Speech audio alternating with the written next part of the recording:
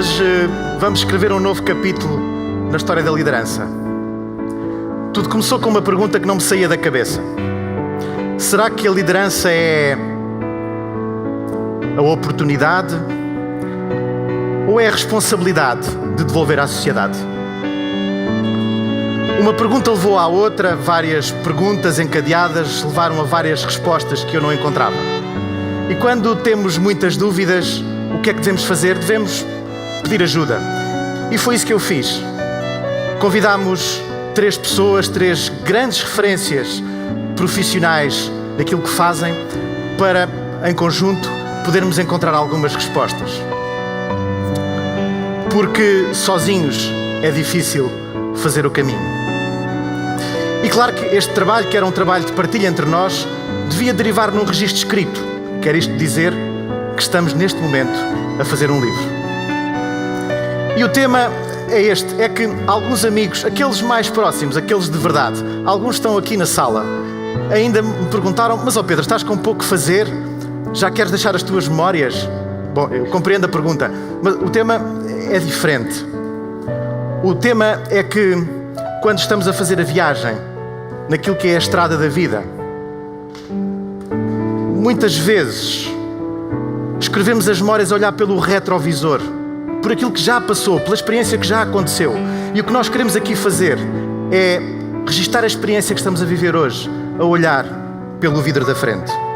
E eu acredito que temos que trazer muito mais espírito, muito mais atitude altruísta para a ação da nossa liderança. Porque a liderança de cada um de nós tem mesmo o poder de mudar o mundo. Não digo o mundo todo, mas pelo menos aquele mundo que nós tocamos. E é por isso que este livro vai ter o título, devia estar aqui o livro, Leadership, The Power of Giving Back. E claro que neste caminho vamos trabalhar em conjunto com pessoas com outras experiências, com outras profissões, porque o líder tem de procurar outros insights, tem de procurar outras visões. Sem mais demoras, chamo aqui para junto de mim a maestrina Joana Carneiro, o filósofo e professor António Caeiro e a neurocientista Luísa Lopes.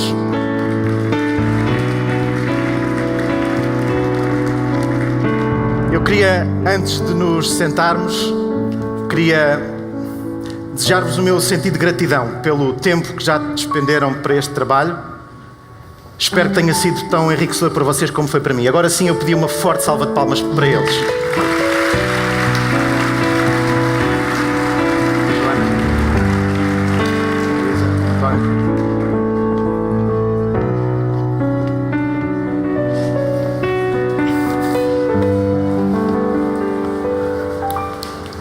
Joana, foi aqui neste palco o ano passado que eu trouxe também uma mensagem a algumas das pessoas que estiveram cá, que foi acompanhada com música. Por isso este palco é bastante especial. Numa das nossas conversas, a Joana disse uma coisa muito bonita, que foi: a arte transforma o que não é bonito em bonito. Joana, vou fazer uma pergunta simples e muito direta. Qual é o propósito e para que é que serve uma orquestra? Olá Pedro. É ótimo termos este reencontro. Olá a todos. Uma orquestra serve para precisamente ser isso, um veículo de beleza, trazer-nos felicidade, trazer-nos alguma satisfação, trazer-nos algum prazer, mas também para nos pôr a pensar.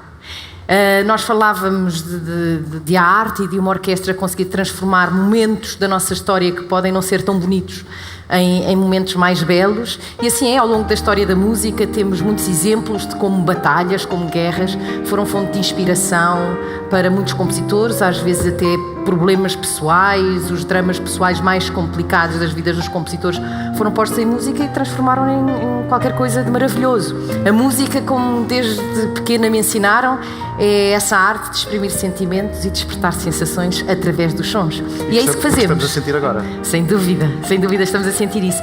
Eu dou muitas vezes um exemplo do dia 11 de setembro de 2002, que eu estava em Nova Iorque e fui assistir a um concerto em que precisamente se estreou uma peça do compositor americano John Adams, que se chamava On the Transmigration of Souls, que era uma reflexão sobre o momento de 11 de setembro com um coro infantil, um coro de adultos e uma orquestra com vozes de sobreviventes. E aí temos um grande exemplo de como a arte pode transformar um momento da maior destruição num momento de reflexão e até num momento com alguma beleza. Fantástico. Agora ia mudar um pouco o conteúdo daquilo que estamos aqui a tratar. Houve uma parte nas nossas conversas também, falámos de hierarquia. E eu partilhei consigo que existe um dogma nas empresas em relação à hierarquia, porque muitas vezes confunde-se hierarquia com a autocracia do líder. E o que eu lhe pergunto é isto: é possível ter hierarquia, relação e emoção ao mesmo tempo? Sem dúvida que sim. A hierarquia, para mim, numa orquestra, não é mais do que uma forma de tornar o nosso trabalho muito eficaz, muito eficiente. E eu creio que esses dogmas existem e esses sentimentos existem porque muitas vezes, talvez, os nossos pares, o nosso próximo, não tenha tido líderes que os inspirassem e que os tratassem de forma a que se sentissem únicos e fundamentais para o resultado. Pensemos numa orquestra. Numa orquestra sinfónica existem 90, 100 músicos. E ontem falávamos, se um músico chega atrasado 10 minutos, não podemos construir beleza e um bem comum sem essa pessoa. Cada pessoa é única.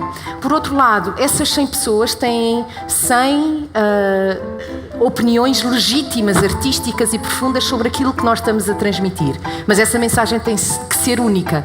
E tendo 5 ou 6 sessões de 3 horas para preparar um concerto de 1 hora e meia, tem que haver uma ordem muito grande e um método muito grande. Portanto, a hierarquia é vista de uma forma natural. Tem que haver um líder, um maestro, que inspire que a mensagem seja X, Y ou Z, e depois líderes dentro da orquestra que ajudem cada instrumentista a criar as condições técnicas, emocionais e artísticas para que essa mensagem seja transformada em qualquer coisa que conseguimos ouvir. Já teve orquestras difíceis? Já, claro que sim. Estou a improvisar nas perguntas. Mas claro que sim, todos nós passamos por experiências difíceis e não quer dizer que as orquestras fossem difíceis. Talvez eu não tenha conseguido transmitir a mensagem verbal e não verbalmente de uma forma clara. Muitas vezes passa por isso. O sucesso de um maestro passa muito na forma de transmitir a mensagem e muitas vezes lidar com qualquer coisa que não esperava, até no som que lhe é transmitido. Nós vamos com uma ideia daquilo que consideramos que é a verdade, aquilo que é o que o compositor pretende na sua obra. E o nosso sucesso pode ter muito a ver como podemos transformar a ideia que essa orquestra tem naquilo que nós achamos que é a verdade naquele momento. Fantástico. Muito obrigado, Obrigada, Joana. Pedro. A Joana é uma referência, uma das grandes referências na sua profissão. Muito obrigado. Vamos agora à filosofia.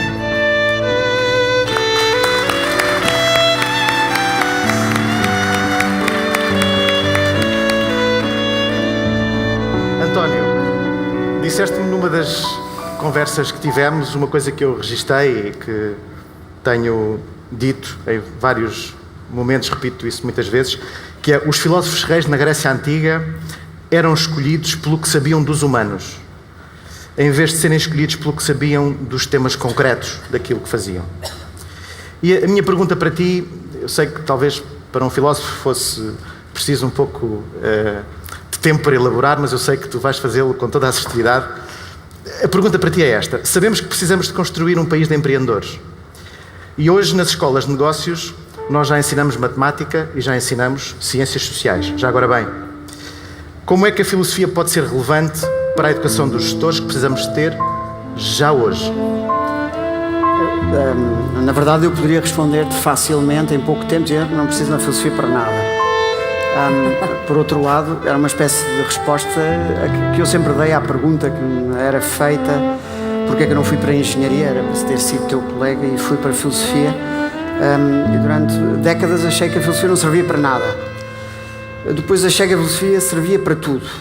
E agora tem dias, porque a pergunta pela utilidade é a pergunta por um sentido do ser, mas que não esgota o sentido mais pleno da ideia de ser. Ser útil, de ser inútil, esgotam um horizonte, ou são limites para um horizonte muito, muito desinteressante porque, por exemplo, a nossa mãe é útil ou inútil, os nossos amigos são úteis ou são inúteis. Portanto, a pergunta pela utilidade, pelo pragmatismo, pela ação, pode ser uma pergunta com vistas muito curtas. Os gregos tinham um princípio, a filosofia. A filosofia não quer dizer amizade pela sabedoria, quer dizer esforço pela obtenção de transparência, uma obsessão pela transparência. Implica esta ideia muito básica: fazer é saber. Quem não sabe fazer, não sabe. Fazer é explicar, diz o velho Aristóteles, quem não explica, não sabe. E, portanto, tinham esta ideia simples e absolutamente complexa, não é? A vida é absolutamente complexa, os seres humanos é que querem que ela seja simples, que a vida, como diz Carlyle, e prestando homenagem à música, é executar um solo de violino em público, ao mesmo tempo que estamos a aprender a tocar um instrumento. E isso é a tensão provocatória que a filosofia faz. A filosofia não propõe um sistema de saberes, tal como os gregos na antiguidade esboçaram e projetaram, e que depois nós passamos por semestres e semestres, anos letivos, licenciaturas, mestrados, doutoramentos, e depois sai um produto acabado, uma espécie de conjunto de salsichas, os filósofos, mas corresponde precisamente a uma coisa muito mais complexa, que tem que ver com esta possibilidade de estar a criar a linha, como diz Nietzsche, ao mesmo tempo que se está a procurar o equilíbrio. E, portanto, a filosofia ensina formalmente a todas as pessoas, acho eu, em todas as disciplinas, em todas as artes, em toda a atividade do ser humano, a pensar no problema, na resolução do problema, a pensar em situação e a pensar que a vida no seu todo é uma situação crítica. Ou seja, a única definição é sermos no encaminhamento da morte, mas ainda não. Até lá, adiamos. Ainda bem.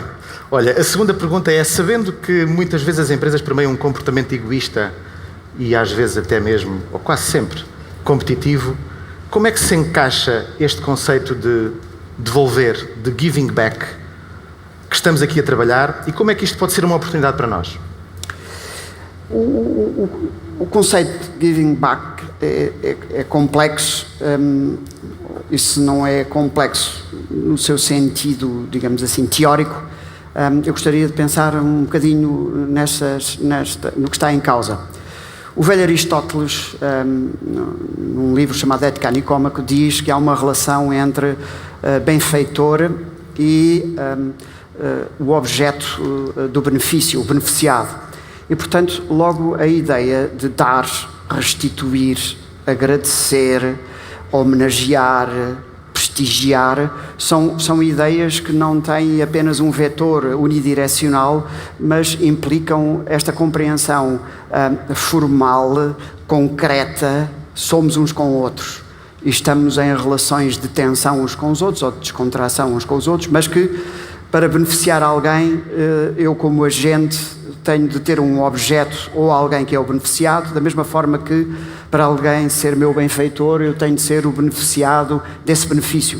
E, portanto, a pergunta é sempre qual é o sentido do benefício? Quem é o benfeitor? Quem é o beneficiado? Em que circunstâncias? Quando? Como? Quanto? Ou seja, são perguntas muito complexas. E, portanto, em certa medida, o que nós podemos perceber é aquilo que aprendemos a agradecer, a pedir por favor, e tem que ver com estas ligações complexas de uma sociologia complexa, muito simples, mas também com aquilo que corresponde à nossa vida, em que nos inscrevemos. Pode ser a academia, pode ser o ginásio, pode ser uma empresa, pode ser a família, pode ser a igreja, pode ser a comarca, pode ser o país. E isso implica para já esta compreensão de que o ser humano não é estigmático. Embora a ideia moderna do ser humano é que é estigmático. Não, nós somos, numa relação connosco, já, mesmo isoladamente, a falar de nós próprios. E, portanto, nós somos sempre, desde já, a priori com outros, mesmo que não saibamos como é que é o rosto dos nossos filhos, não saibamos como são as pessoas que vamos conhecer, e mesmo depois das pessoas terem desaparecido, fisicamente estão inscritas em nós. Eu diria que, utilizando uma expressão portuguesa, by default, nós estamos numa tensão de desobrigação da doação de restituição. O ser humano, sem dar, é um coto de si próprio e, portanto, é uma prótese. Em 1 minuto e meio, achas que existe egoísmo no ato de dar? Pode haver uma determinação privada e subjetiva. Eu acredito numa ontologia da realidade e, portanto, eu posso justamente ser altruísta sendo o maior egoísta de todos. Eu posso dar 2000 sandes e depois aparece-me a bilionésima primeira pessoa e digo, desculpa lá, mas agora tenho que comer uma sandocha e a criatura morre. E posso ser o egoísta mais altruísta pensando que se eu me concentrar de manhã à noite a fazer aquilo que eu sei, provavelmente não agora imediatamente, mas depois alguém usufruirá disso ou alguém olhará para mim e me fará ser, dando sentido, mesmo depois de morto, àquilo que foram todas as ações da minha vida. Falas muito da morte, de vez em quando. A morte condiciona-nos. O António, eu não disse na introdução, mas o António é também terceiro dan, segundo dan? Terceiro dan de Karaté e de... O resto é só andar. O resto não é relevante. Muito bem. Muito obrigado, António. Vamos agora...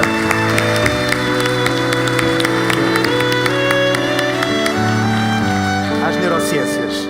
Luísa, sem qualquer enquadramento e uma pergunta mesmo a seco, porque esta audiência teria 1000 perguntas para si.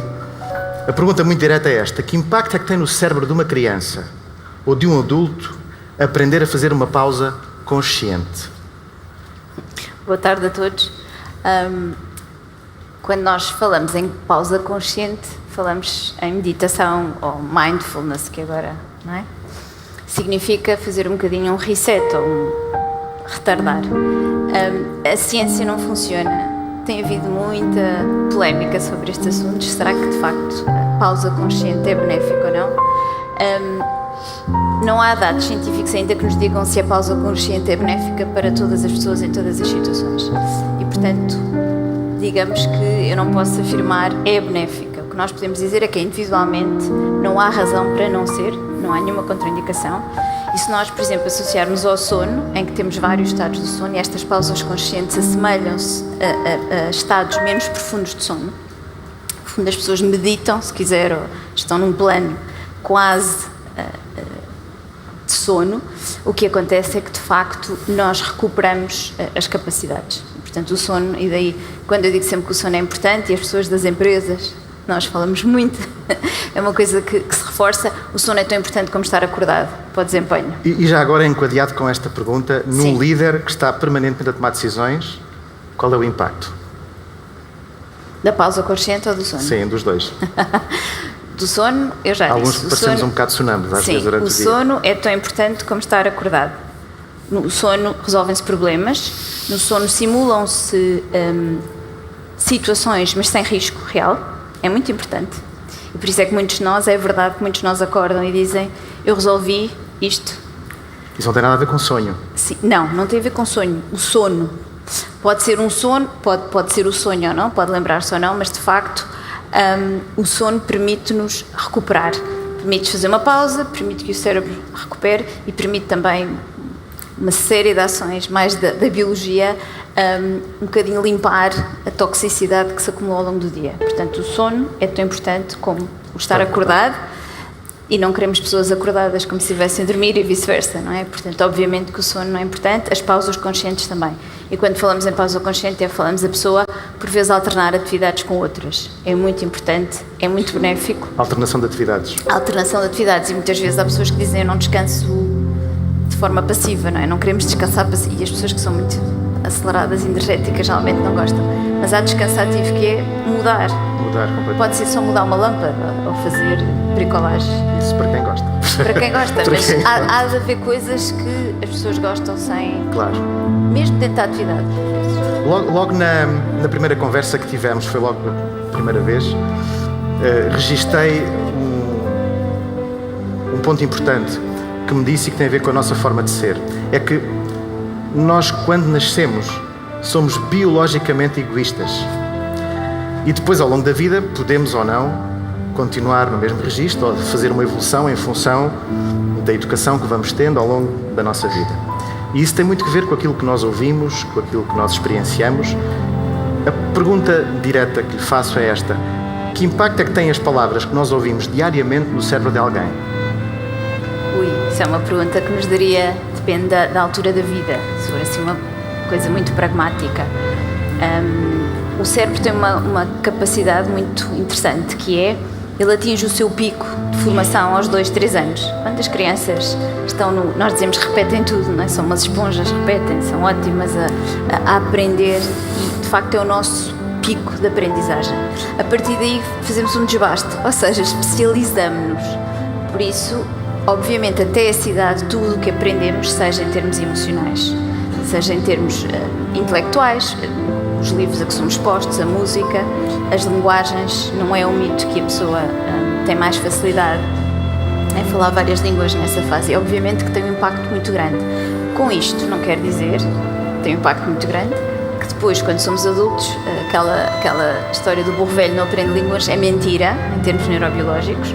Nós conseguimos sempre treinar sempre muita coisa. Burro velho aprende línguas. Burro velho aprende línguas e pode aprender coisas muito... Em termos cerebrais, o cérebro tem uma capacidade que se chama plasticidade, que não tem a ver com o desenvolvimento já em termos cronológicos da idade, mas tem a ver com a plasticidade. Nós, se formos treinados, aprendemos coisas, muitas coisas novas e, obviamente, por exemplo, as pessoas que mudam de profissão têm isso sentem isso. É uma experiência... Algumas pessoas têm mais... digamos, têm mais capacidade de se adaptar ou menos, mas todos temos esse potencial. Em 2 minutos, muito rápido, disse-me também nas conversas que até há poucos anos atrás estudava-se apenas o hardware do cérebro e hoje estamos a estudar o software e é nesse trabalho que tem vindo a desenvolver a sua atividade. Sim. Eu penso que nós agora conseguimos fazer uma coisa que era impensável, que é conseguimos estudar o cérebro em funcionamento. Conseguimos estudar no sentido de ter imagens do cérebro em funcionamento, dinâmicas, e com as pessoas vivas, as pessoas a fazerem tarefas, a lerem, a tomarem decisões. Isso deu-nos um conhecimento que nunca tínhamos. E estamos a descobrir coisas novas todos os dias. Que áreas são ativadas quando temos repulsa, que áreas são quando temos dor, as áreas que estão ativadas quando temos afeto, as áreas do amor romântico, ou, por exemplo, do amor filial, entre pai e filho. Obviamente que também há muita controvérsia e isto veio tirar muito, digamos que, desafiar muitos dogmas, mas é um mundo que se abre à nossa frente. O futuro é agora, nós dizemos sempre o futuro vai ser agora. Muito obrigado, Luísa.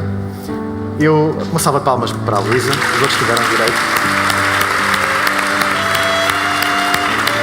Agora, eu fazia uma última pergunta para os 3 e a pergunta é giving back. O que é que significa para vocês? Mas como estamos no fim da nossa intervenção, convidava-vos a ir ali à frente. Joana, giving back, o que é que significa para si?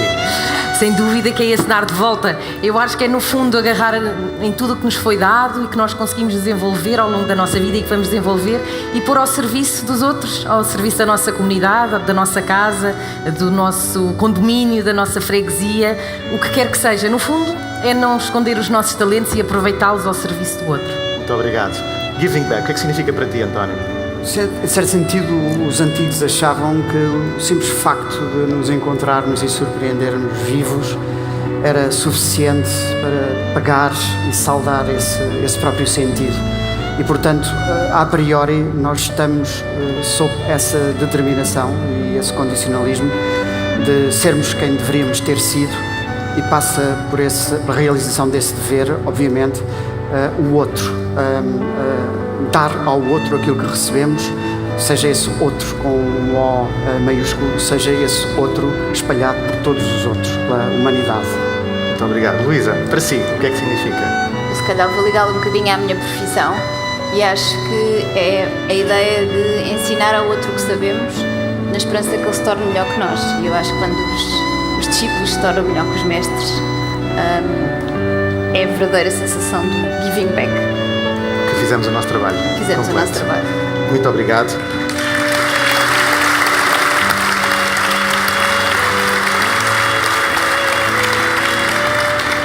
Este tem sido um enriquecedor trabalho de equipa. É uma equipa bem diferente, como podemos ver.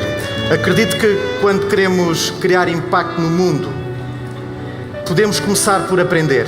Aprender com quem respeitamos, aprender com quem achamos que nos complementa. E esta foi a minha escolha.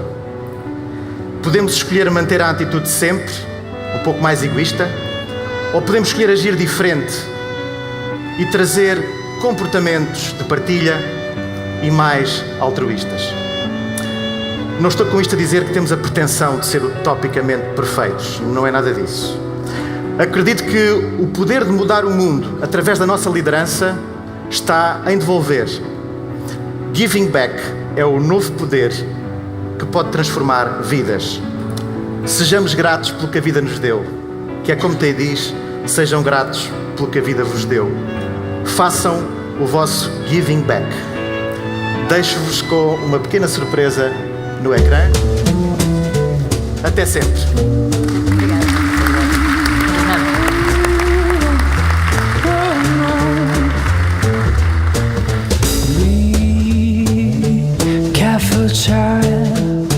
O tema da intemporalidade é uma variável de gestão do nosso grupo e é preciso aprender o que é que isso significa.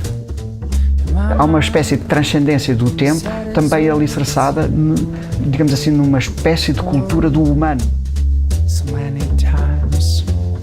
A gestão da emoção é uma das características mais positivas para qualquer tipo, para a relação com os outros, para a relação com o trabalho e na gestão, na liderança. Concentro muito os meus pensamentos na música, na minha família, na contemplação. Há pessoas que usam a meditação, mas é uma forma de nos centrarmos naquilo que é essencial. Eu acho que a música nos pode ajudar a isso, qualquer líder, qualquer pessoa, porque lá está, nos transporta da nossa realidade para qualquer coisa diferente, qualquer que seja. Pode ser religioso, pode ser espiritual, pode ser... mas tira-nos daquele momento. Eu uma vez dei por mim a perceber, a ler em Platão, como não, Platão diz, eu sou a cidade. Nietzsche diz de outra forma, eu sou um comitê. Porque nós não somos uma única perspectiva. Há três, pelo menos, na nossa cabeça. Eu que falo comigo acerca de mim, eu que falo comigo acerca do outro. Ou eu que imagino na cabeça do outro a falar consigo sobre mim. Um líder que não se põe em causa é um líder fraco. Porque a pessoa que se põe em causa é a pessoa que melhora, não é? Uma pessoa que não melhora. Uma pessoa que não se põe em causa, como é que nunca está mal, nunca melhora. O dar ao outro é uma coisa que se pode tornar viciante. Eu tenho prazer em dar, porque eu vicio-me em dar para ter prazer para mim no ato de dar a alguém. No lugar, eu não acho que haja uma relação causal. Eu dou porque me sinto bem. Acho que é uma relação concomitante. A pessoa dá e sente-se com prazimento em dar.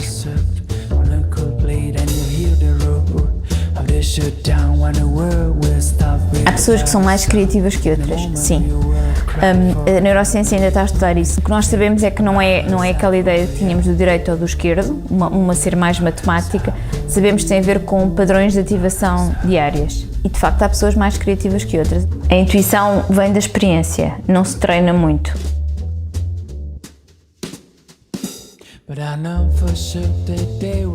A minha função primeira é repetir aquilo que já foi feito, porque informa a nossa contemporaneidade e nos ajuda a compreender quem somos e do ponto de vista afetivo, termos uma forma de vivermos, de sermos mais felizes, de estar em contacto com aquilo que é o nosso íntimo, com a beleza que existe na vida, mas, por outro lado, refletir realmente sobre o que somos. E, às vezes, o que somos não é bonito, mas a arte tem a possibilidade de transformar aquilo que não é bonito em bonito. Há várias possibilidades de dar. E, em certa medida, nós não podemos dar sempre, mas se calhar temos de dar sempre que podemos.